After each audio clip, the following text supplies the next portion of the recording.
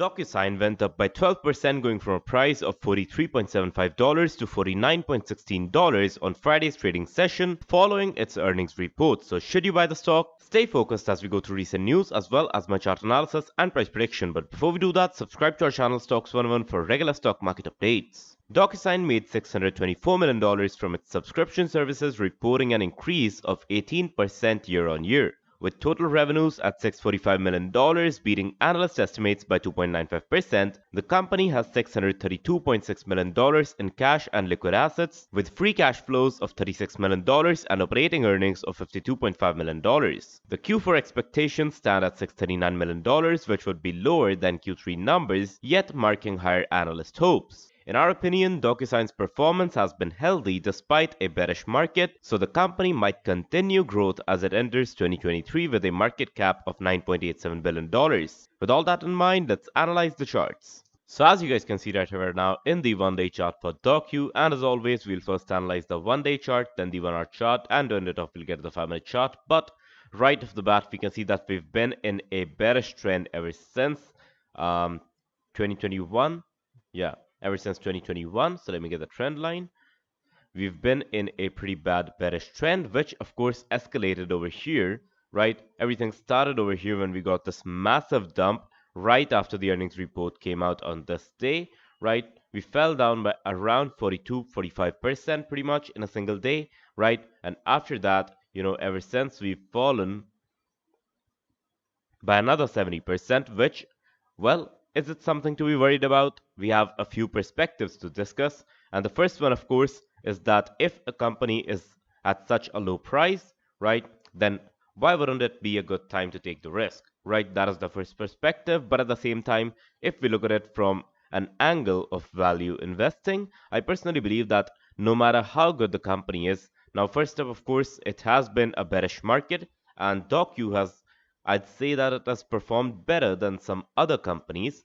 For example, Meta in itself, right? If we talk about the Meta stock or MULN or some other companies like that, they've fallen by like much more than DoCU even, right? And that, of course, is a bad sign for them. But for DoCU, it's kind of a good sign. And why do I say that? Well, first up, of course, we did get a good earnings report right now, and we've maintained somewhat of a two-point streak of good earnings reports. Before that, of course, we did get a negative earnings report, which kind of threw the stock down by another 35% in a few days, right?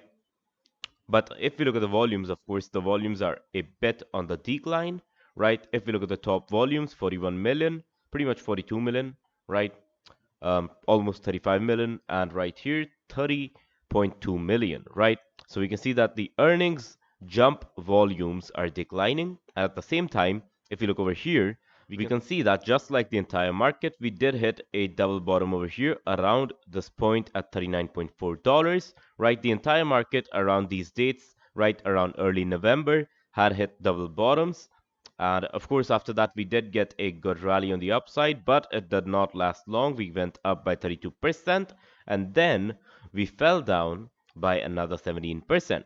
Right, so if you ask me whether the stock is good or not, in my opinion, it is volatile, it is risky, but at the same time, if you're a risk-tolerant investor, it should be, I wouldn't exactly call it a good choice, but it is worth testing your luck out on, right? At the same time, we all know that the market does not work on luck, but on important factors like financials and fundamentals. So if we look at what TradingView has to say, well, according to them, the stock is a neutral to a buy, right? So if you look over here as well, performance, well, we did fall by 68% in the 1 year, right? 67% year to date, 6 months, 26%, 3 months, 25%. If you look at the financials and income statement, we can see that everything's been falling, right? The profit margin especially has fallen by quite a lot, I would say, right? Ever since we fell down by that strong number, right? So over here, let's see, when we got this major fall, right, this was the third quarter report of 2021, which of course showed us a good profit margin, even though it was still a loss-making thing. And after that, of course, the next report we went down in terms of profit margin and net income increased, or rather net income decreased, the losses increased, and revenues, even though they were increasing, right? What's the point of having revenues if the company is in a loss? Over here, of course, we can see that the profit margins kind of recovered a bit, net income recovered a bit, right? Revenues went up, net income fell down by a lot, profit margins suffering, right? Again, right now we can see that we're somewhat recovering, but I personally don't think that this is headed in a good direction. If we talk about the most basic trend patterns, right, we all know that we get a fall, recovery, and a further fall. So this income statement honestly looks like technical analysis parts to me, right? And that, of course, is not a good sign. If you ask me whether I would buy the stock or not, well, there are two things to consider, right? As I already told you, it's good for risk-tolerant investors to test out, just test out their luck over here. But at the same time, I personally would rather go for other stocks because I don't personally like companies that have, that are in a loss. I like to invest in companies that are already set, and even if they give me like lower returns, I'm cool with that. But at the same time, you might have different views. So how should you trade the stock? If I were you, I personally would rather not set a stop loss, right? And what I would do is I would, let's say, buy the stock over here. And if I were to plan out a trade that, hey, I'll put in $10,000 over here at $49, right? I'll take a stop loss of 20% and a reward of 40%, right? So that gives me a reward of $4,000, stop loss of $2,000. Then what am I going to do? I'll simply put in $2,000 into the stock. If it goes up 100%, cool. If it does not, well, that was my stop loss anyways. That's how I used to trade riskier stocks. And that is what I honestly would recommend. But then again, it's not financial advice. With that being said, we'll have to jump on into the 1 hour chart so we can analyze the stock in more depth. And now that we're in the 1 hour chart, we can see that, well, we do have some good levels over here, right? Of course, we have a support around $43, right? We have another support around $45, 45.5 pretty much. Another support 46.58, right? Another support around pretty much 48.5, right? Now we have resistance levels, which 51.1 first, and then $53 over here. At the same time, somewhere around 41.15. So you can mark down these levels. I'll quickly clear out all of these drawings so we can analyze the patterns as well, right? If we look over here, we did kind of squeeze into this range with declining volumes, of course, but over here, this was when we got the major gap up, right? And after the big gap up, we did fall down a bit, but at the same time, we did have a reversal pattern to the upside, which is this. So I personally think that we might get a good performance on Monday as well.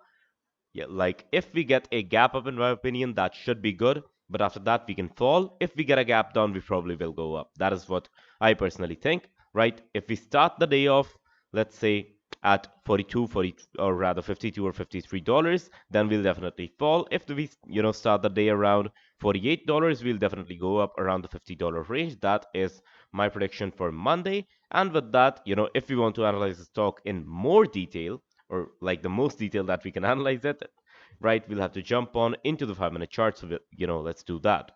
And now that we're in the 5-minute chart, we'll have to analyze the stock in more depth. And for that, I'll quickly pull out my pin bar candles, strategy and my candlestick pattern strategy. So we can see that over here, first up, we got somewhat of an engulfing candle on the lower side, and that indicated that the stock is going to fall down, which it did by 2%, right? At the same time, we did get a lot of other pin bar patterns as well, like this one that got discarded by the red candle that was following it up. And after that, of course, we can see that we did get another reversal pattern, which again got discarded, right, with the red candle that followed it up. And of course, over here, we can see that when we started hitting continuous pin bar candles to the upside, that's when we started to go up. After that, we got another pin bar to the downside, right? 2 pin bars to the downside, followed by red candle, bearish pattern, right? We fell down by quite a lot. We got a pin bar reversal again over here, but this was when we hit a double bottom pretty much, and we stopped the bearish trend right there. After that, of course, we went up, right? Went up by 1.6%. After that, during the ending hours, we got a lot of volume, but I personally don't honestly trust this volume indicator that TradingView has in short-term patterns, or rather short-term charts, right? It's only valid on the one-day chart in my opinion. And of course, after that, we can see that, if we were to predict what's going to happen on Monday, the current charts and the current candlestick patterns tell me that for some reason we will get a gap up, right? If we look over here, we did end the day off, even though it was a red candle, we did get good buying pressure as well, right? Even though they got defeated, it was good buying pressure. And that is why it tells me that we might get a gap up on Monday and then we might continue the bearish trend, right? So, it's my personal prediction that we might start above $50. If we do, we'll probably go up a bit. But if we start below $50, we'll probably get resisted and then fall down. But with that, right, I could be wrong. So remember that this most definitely is not financial advice and you should always do your own research before you trade. If, however, you enjoyed my analysis, be sure to hit the like button. If you did not enjoy it, be sure to hit the dislike button. You can subscribe to our channel Stox 101 for more such videos. And as always, I will see you guys in the next one.